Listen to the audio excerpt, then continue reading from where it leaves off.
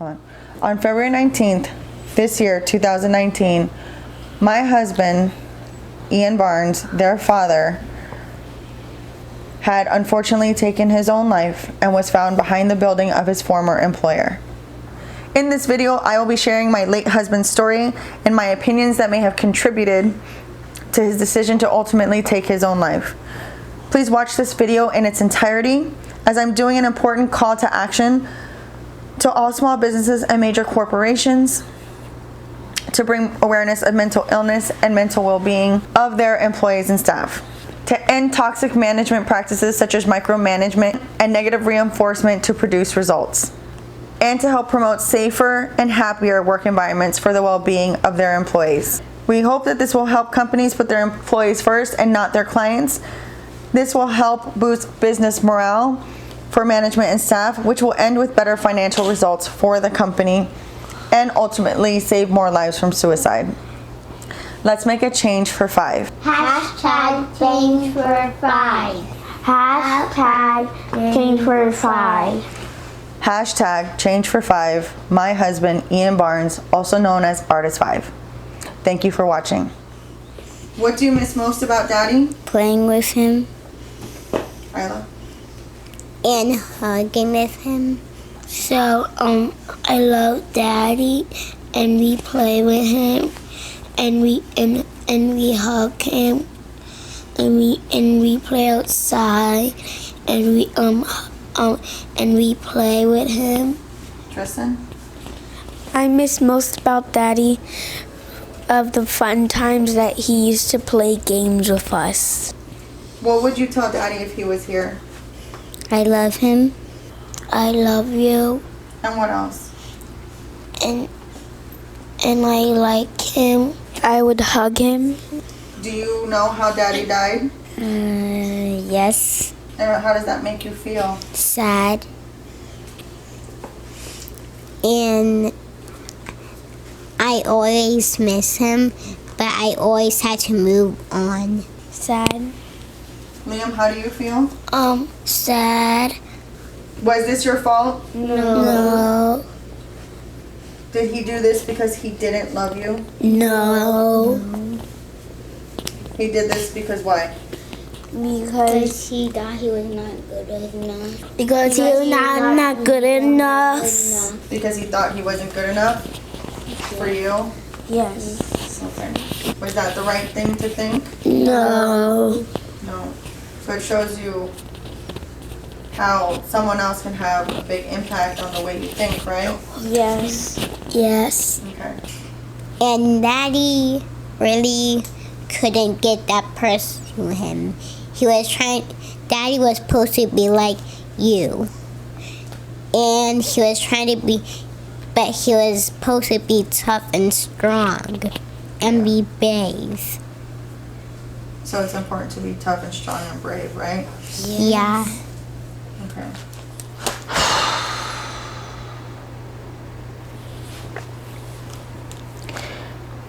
Hey guys, how's it going? And welcome back to my channel. If you're new to my channel, welcome.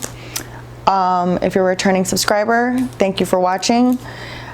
Today's topic is obviously, as you can tell by the title of the video, my husband died by suicide.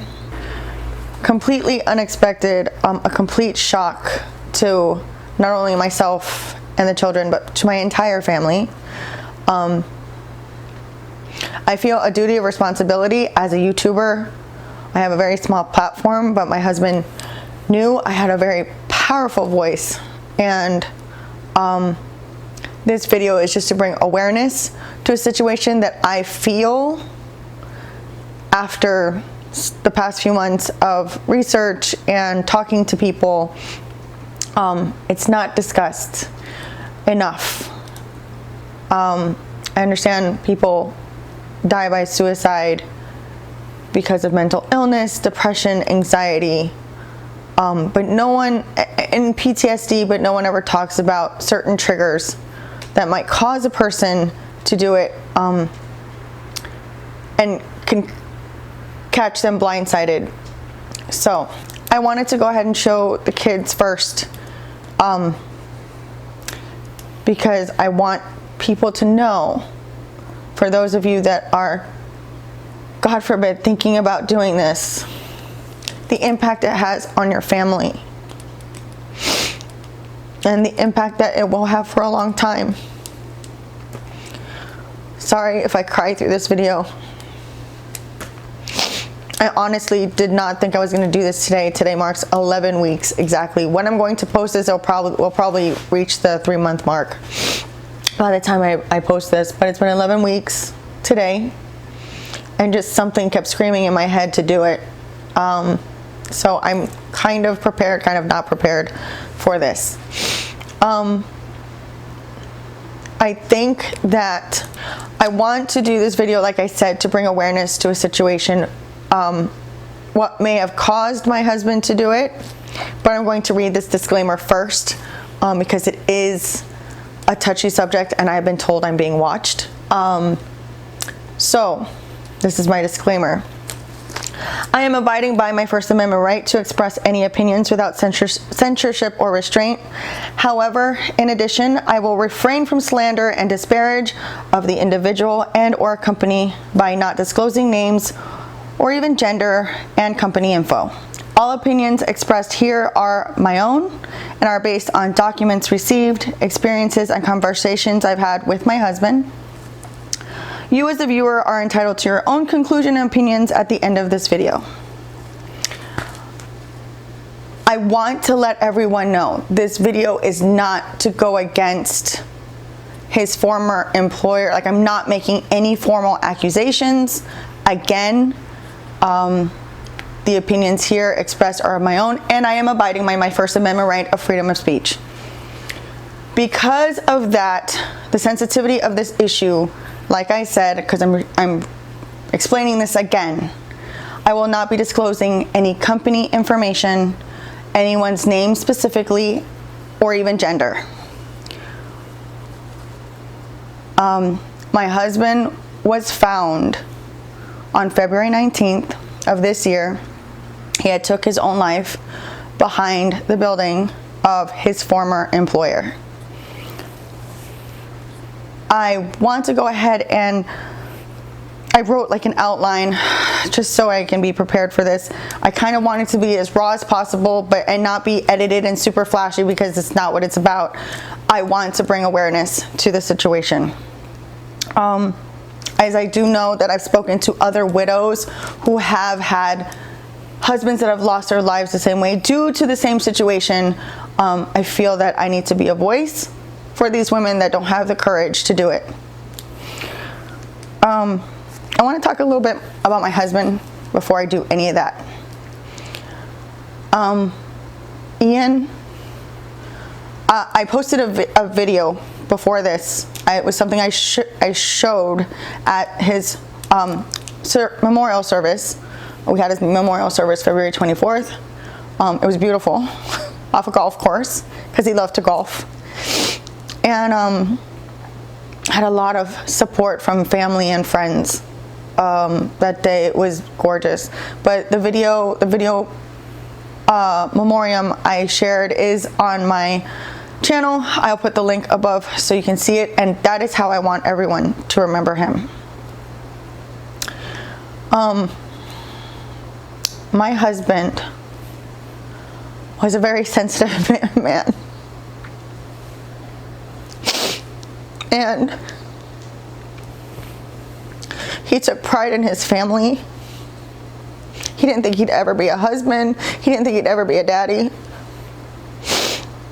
And in the 14 years I was with this man, together we accomplished so much. I don't even know why I did my makeup today. He accomplished a lot. We accomplished a lot together. And we've gone through much worse things than what may have caused him to push him over the edge. You know, we were foster parents for 6 years, and again, I posted that video why we became foster parents. That's also in my channel. Link will be above if you want to see it. We lost foster kids that we thought we were going to adopt, and that was heartbreaking. that alone could break anyone. But not him. Not with him. One thing he took pride in was being a provider for our family. Mind you, him and I worked for a long time together, equally. But when we started adopting the 4 kids, it became, everyone kept telling us, one of you has to stay at home. I was laid off last year, because I posted another video about, the 5 stages of grief from being let go. That's also on my channel. But we decided it wasn't a bad thing. When the law firm I was at, they were amazing people. They just wanted to change their whole dynamic, and I wasn't a fit for them in the company at the time, which was honestly a blessing for us, because I became a stay-at-home mom and focused on them, taking them to their appointments. I have two of the kids are considered special needs, focusing on their school and stuff like that. So it worked out, and he was the one that worked. I took care of everything at home, and he was the one that worked. My husband also went through a very troubled past in his childhood. He was unfortunately sexually assaulted as a kid. His mom had no idea. It was a complete stranger. And he battled with that for a long time. He also, had his own troubles that he went through as a child and even into teenage years. As he got older and we met, things were just falling into place. After our wedding, we couldn't have kids. We tried to conceive, and that was a struggle. That was a struggle on him too. And then, we were introduced to the world of fostering. A few years after we became licensed foster parents, he had gotten cancer twice. He battled it the first time. It wasn't a very high stage. But then the second time he got it again, it was stage 4, and it was pretty bad. But he beat it. With long-term chemotherapy, he was able to beat the cancer.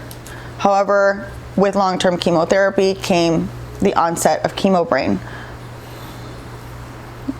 My cat wants to join in. He forgot a lot of stuff. His memory became worse. He would even do little training videos on his, or games on his phone to help build his memory again. He would do that religiously all the time to help with the onset of his chemo brain. He knew he had it. I knew he had it. He was at a job prior to the one, this last one, that he absolutely adored. His boss was amazing. He was with this guy for like 6 years. And he allowed Ian to just shine at that job. And I unfortunately, he had to go because the company went out of business.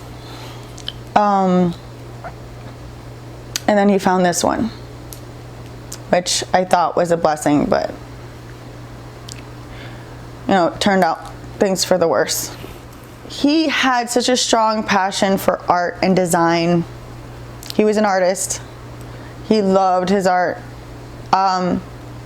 He channeled a lot of his struggles from his childhood into his art. I think that was an outlet for him. He adored the children. The kids were his entire world. I noticed a change almost immediately when he started this last job. He was coming home stressed out a lot. I was making sure he didn't do any chores in the house just because I knew he was training, and he was very quiet. I would see him look at his phone and just get frustrated and mention things like, I can't even send an email without this person checking it. And I would just tell him, you know what, just roll with it, just learn, use it as a learning experience, whatever. Ian was very quiet about how he was possibly being treated at work. And, you know, up until maybe September, October, he started becoming more vocal about it.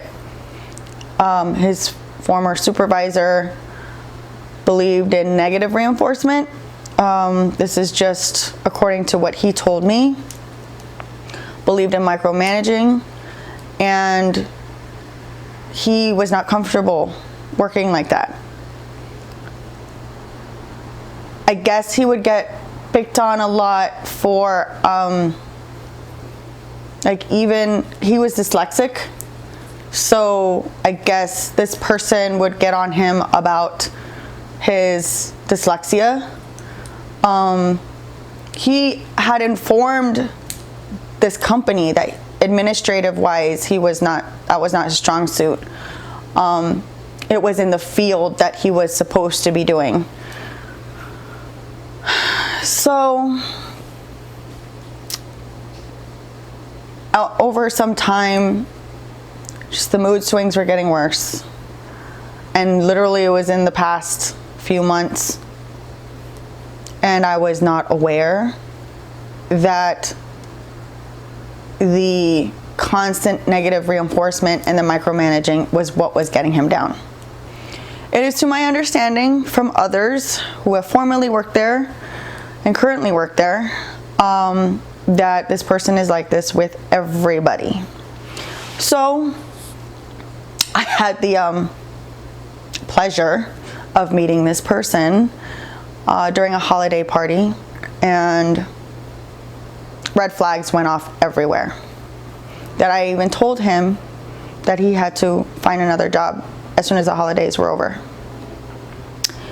And he was looking, but on January 25th, they let him go, laid him off, said that it was because of budget cuts. This is what he told me. And then 3 weeks later, it's when he decided to take his life. Ian's work ethic was amazing. He'd go into work, he'd try his best, or gave 150%. He stayed late. I remember him even telling me, I can't leave because I don't want to get in trouble if this doesn't get done. Sometimes he'd come home 8:30 at night, you know, go in at 8:30, 9 o'clock in the morning. Those are long days. And whenever he would do something right at that job, he would come home so happy. And if upper management did happen to praise him that day, not to the one that he worked under, but others, I guess, then he would be so proud of himself. There was a study that it was like 2 jars of white rice. One was getting a lot of negative feedback, the other one was getting a lot of positive feedback, and in the same time frame, the one receiving a lot of negative feedback turned black. You can actually find this YouTube video somewhere, just white rice, negative, positive enforcement. But I found that very interesting. I know that negativity for me impacts me in a very, very huge way. I have to get away from it. I've left jobs because they were too negative. Or I've gotten laid off because of it, whatever. I was like, thank God. But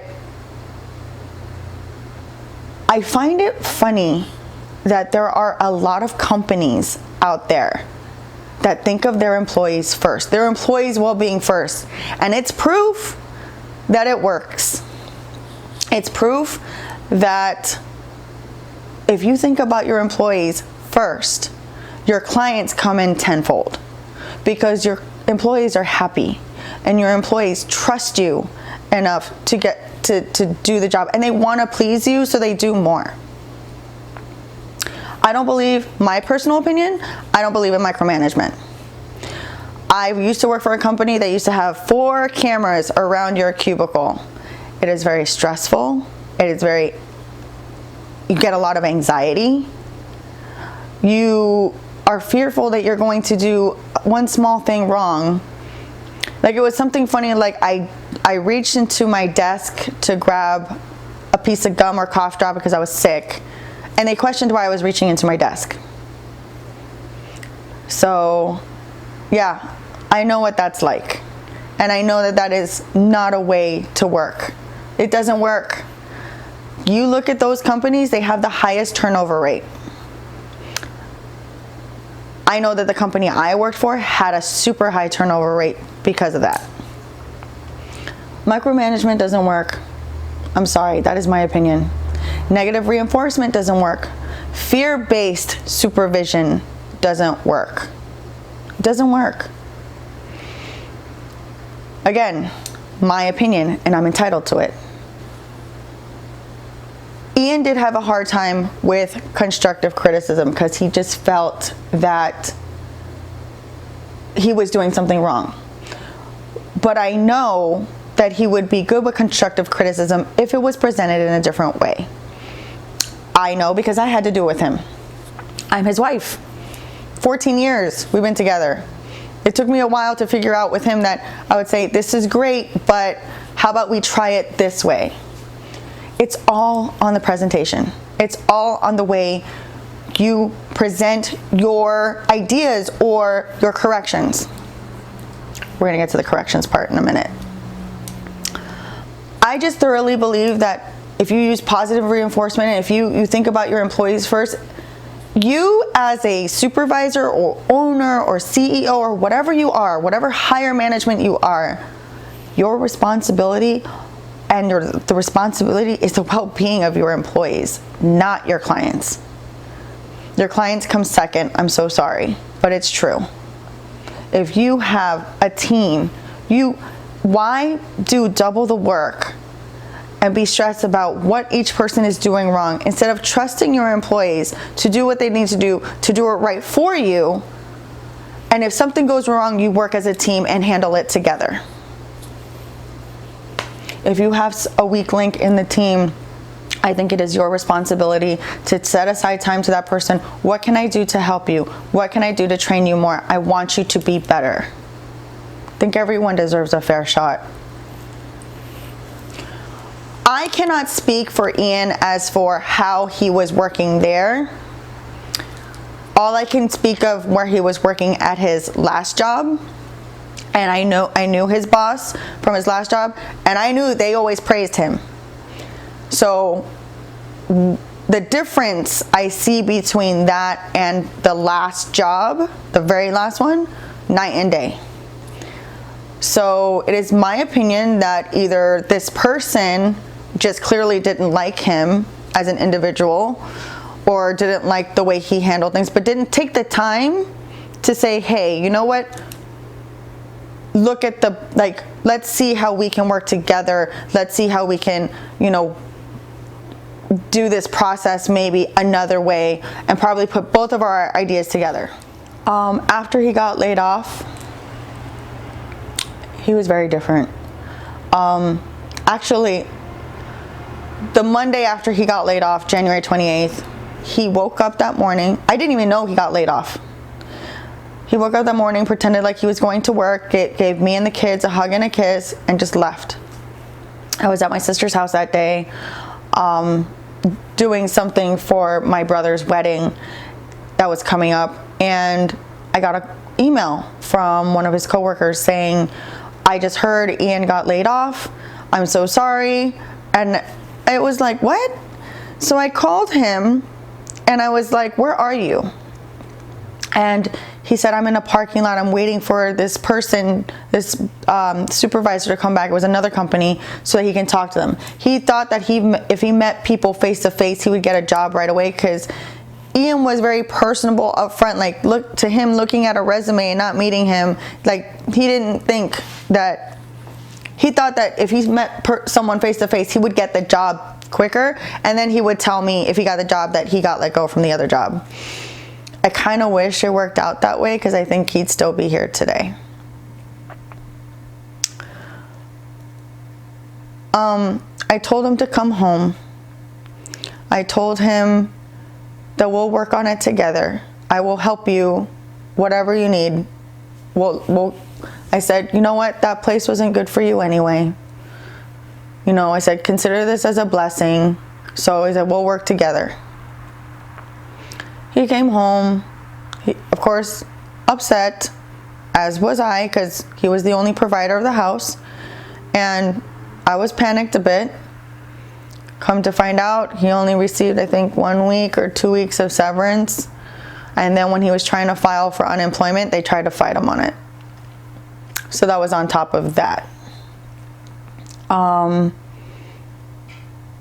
tried my hardest to lift him up. I noticed he kept mentioning this person, his former boss. He kept mentioning this person and saying, this person broke me. I feel like I can't do the job that I've been training to do or been doing for the past whatever amount of years. I feel that this person might be right. And I would tell him, that person's nobody. Nobody. Don't listen to that person. You're talented, you're smart, you can get a better job. Don't worry about it. I said I will help him. There was one day that he was just so down. It was like maybe the second week he was out of work. And I looked at him and he was in his garage, and I saw that he was just down. I called my sister asking for a favor. I called my sister asking her if her boss was hiring anybody or can provide him work, because I knew that he was in the field that he was in and could provide him temporary work. His boss, her boss is amazing. Totally gave him a temporary job. It wasn't what he was in. It was a little, few levels down, but it was for now. And to be honest with you, it was, because her boss was so nice and just so considerate and so caring. I honestly thought, I'm like, you know what? If you have to work this job for a long time, make less. I prefer that than where you were before, being miserable, making more. But to him, it was a pride thing. He felt like he was demoted. He felt like he was a failure. He did say that several times those 3 weeks. It took me a while to kind of just replay those 3 weeks leading up to his death. How he was feeling, how he was, trying to get by. I follow Gary Vaynerchuk, famous social media influencer, famous entrepreneur, positive life coaching videos especially on entrepreneurship. And it was weird because he came out with an article maybe a week or so after my husband had passed. He said, the article is titled, "Why You Might Need to Fire Your Most Talented Employee." I'm just going to read a little bit about this. And it's one of the subtitles is "Why Good Performance Doesn't Make Up for Bad Behavior." What a lot of people don't understand is speed in business comes from great internal culture. The biggest things that will make your company go fast is 1, continuity, and 2, lack of politics. That's why it doesn't matter how great an employee's numbers are. If he or she makes all the other employees miserable, if they constantly spread negativity or drag other employees down, it doesn't matter to me how good they are on paper. If you're the CEO of a company, it's imperative that you go audit every single employee in your company and figure out which ones make the other employees miserable. It doesn't matter if it's your number 1 salesperson, your best developer, or even your co-founder. Cancer spreads. Here's a person that is super successful, super famous, super knows his junk, and is saying exactly, the timing of it was just weird. When Ian took his life, he left us letters. He left my mom, he left me a letter, he left the kids a letter, and he left his mother a letter. In addition to that, he also left letters for his supervisor and the police department. I want to read the 2 letters that I think I should have received first because it answered a lot of questions. The letters to us is very personal. I will not share that. Not on my channel. That's between us and him. I just know that he loved us a lot, but he thought he wasn't good enough. And I didn't know why he thought he wasn't good enough. I knew that that job had affected him, which when they told me where they found him and they told me, you know, it was there and that he had left a letter for his former supervisor, I was surprised, but not really surprised because of the why, but I didn't have a finite reason why. It was never said in any of my letters, this is why I'm doing this. I love you.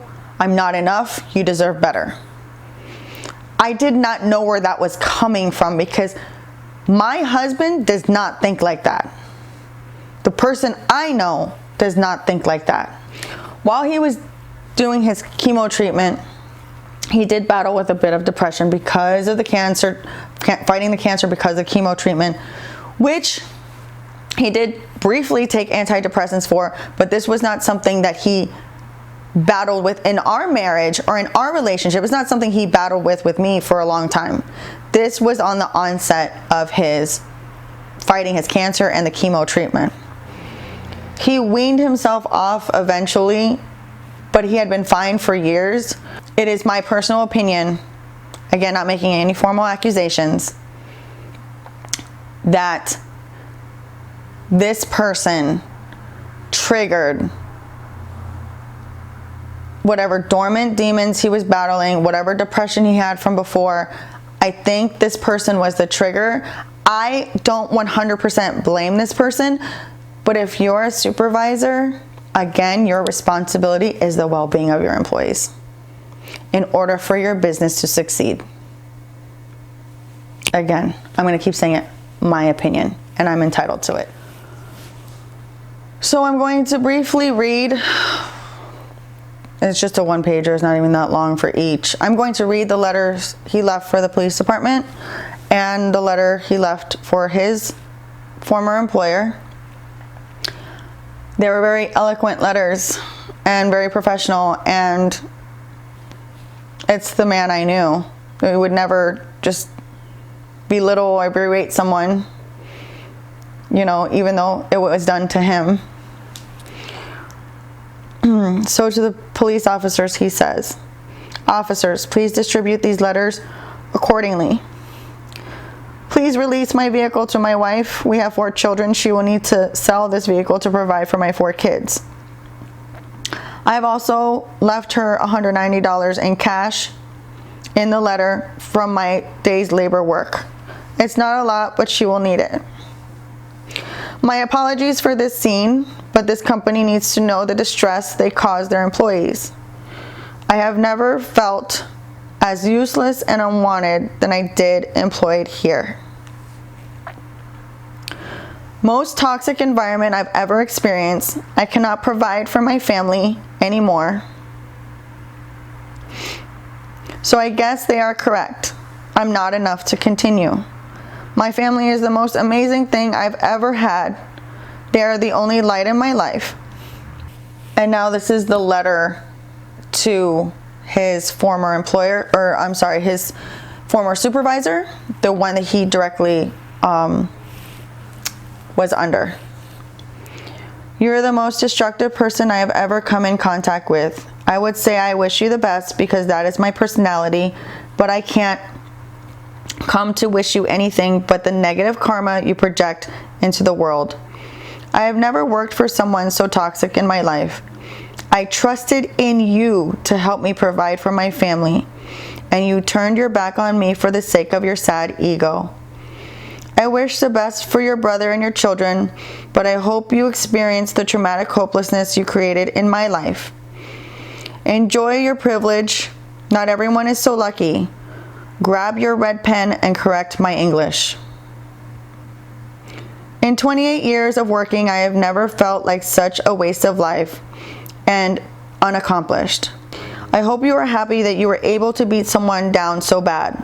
A father of 4, a husband of 14 years, and a man who feels now he is not experienced enough to take on any other task or career."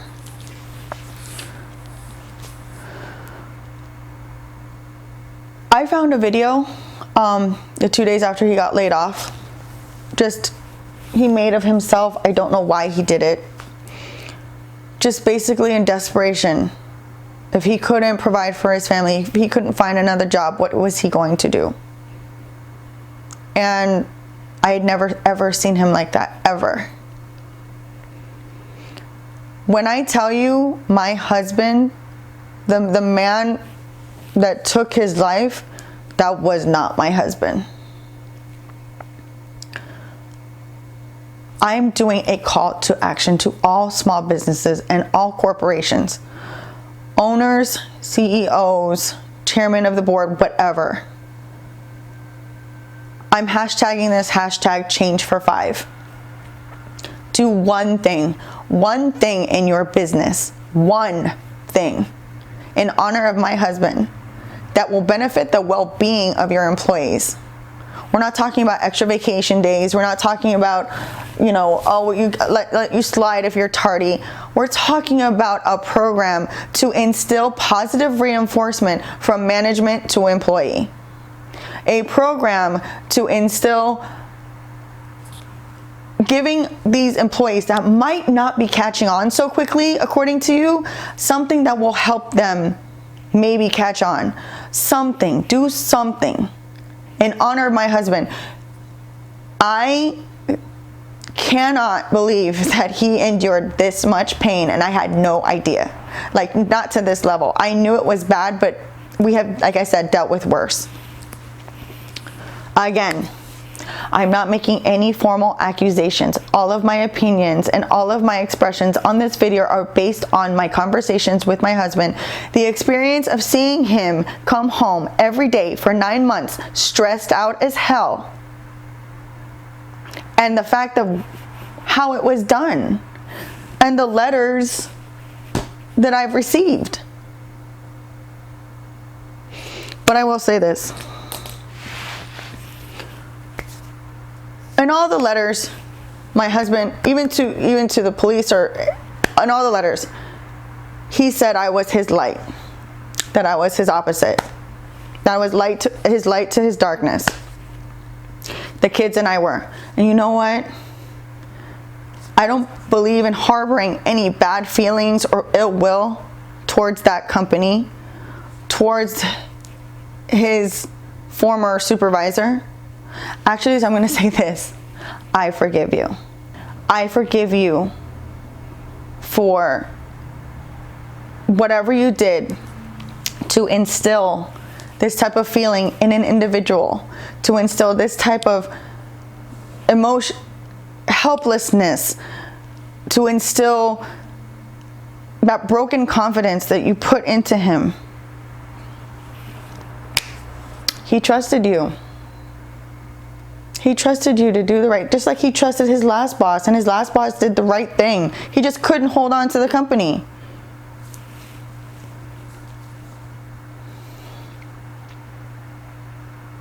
I lost my best friend. I lost my soulmate. The kids lost their father because you treated him like a number. Because you thought that your way was the best way to handle the situation.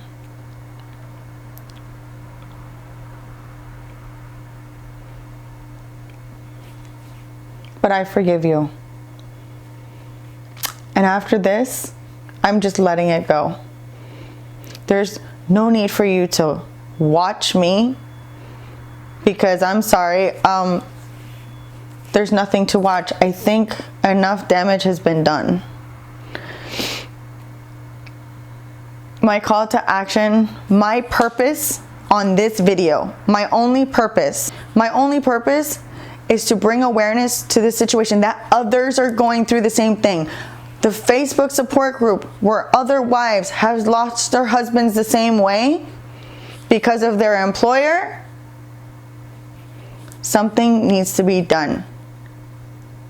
There's proof that if you instill trust and confidence in the well-being of your employees first, as opposed to your clients, the clients will come, the money will come. I've said this forever, even before he died, because of my experience with work. I will fight this battle for my husband, and I will say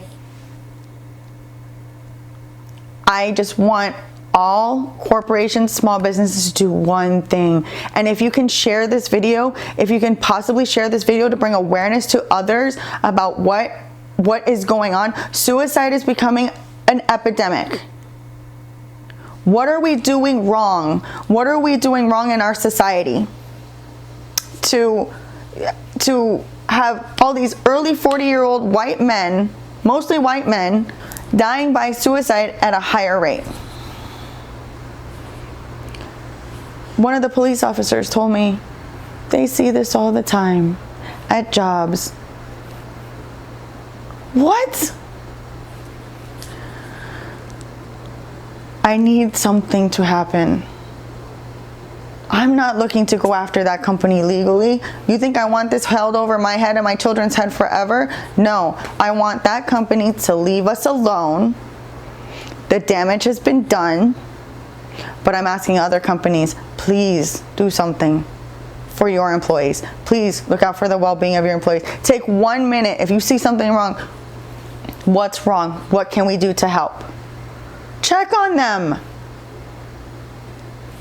Create a program, create a plan.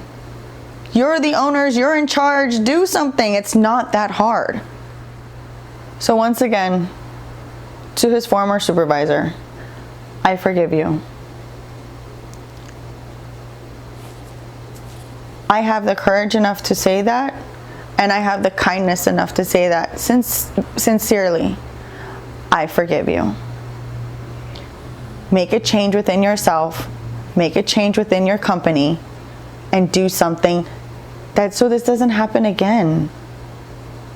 I'm sure there must be some guilt that's weighing on you for this. My husband was not crazy. My husband was not, he was a very kind man, and I knew he was kind to you because people told me. So with that being said, that's all I have to say. And I'm thinking about just going back to my YouTube channel. I did do beauty for a long time. I don't know if I'm ever going to go back to that. I think I want to empower other people that have gone through this situation and vlog about how the kids and I are doing, how we're picking up the pieces, because the type of person I am, I find the light even in the darkest of times. Our situation could have been way worse. We lost someone so dear to us, but everything that came after, the many blessings, the support, I'm thankful to God. Thankful to God. I don't know what your religion is, but so thankful, because I could have lost so much more and I didn't. And every day I get up, every day I miss him. I think about him every minute of the day. But I have to be strong for my kids, and I have to let them know that we can do this without Daddy, and that everything happens for a reason. And I'm hoping that this saves many more lives. I'm hoping that this brings awareness to other companies, to all of you that have already gone through this, whether you lost your relative or loved one by suicide in the same way, or because it was a mental illness, or because it was PTSD, whatever. My heart goes out to you. My deepest condolences to all of you, but to others that are thinking about doing this, please get help. If your job is causing you that much stress, leave. It is not the end of the world if you leave your job. Find something better. Do something you love. Anyways, like I said, I'll probably be wanting to vlog, and I don't think my husband would want me to quit YouTube, so I'm not going to. I thought I was for a while, but until next time, bye guys.